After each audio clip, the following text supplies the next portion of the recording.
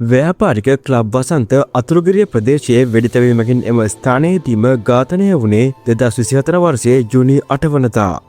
එදින ඔහුගේ බිරිඳ මැණික් විජේවර්ධනට වෙඩිතැවීමෙන් දැඩි අසාධ්‍ය තත්ත්වයට පත් වූ අත ඇය යාන්තමින් ජීවිතය බේරාගත්තා.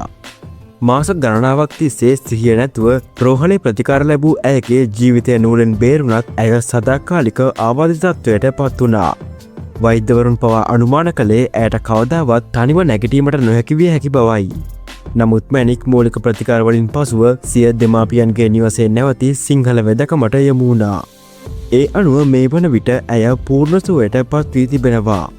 දැන් ඇය සම්පූර්ණයෙන්ම සාමාන්‍ය තත්ත්වයට පත් වී ඇති අතර මෙය හාස්කමක් වැනි දෙයක්. ඇය මේ සම්බන්ධව සමාජ මාධ්‍යයට එක් කළේ මෙවන් සටහනක්. උපුටා ගැනීම. මේ ලෝකෙ ප්‍රාතිහාරයන් වන බව මම ඔප්පු කළා.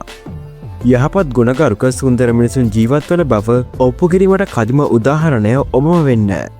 ඔව්, ඒක මම කළා. අතමයවත් හොලවා ගන්න බැරුව ඇඳටම සීමා වෙච්ච මාව පොළොව මත මෙලෙස මහ පොළොවක්සේ දරාගෙන පොළොවේ අඩිය තියන්න මට හැකි වුණා. මේ ලෝකේ ප්‍රාතිහාරයන් වන බව මම ඔප්පු කළා. උපුටා ගැනීම අවසන්. මෙවැනි පුවත් ඉදිරියටත් බලන්න සබ්ස්ක්‍රයිබ් කර රැඳී සිටින්න අප සමග.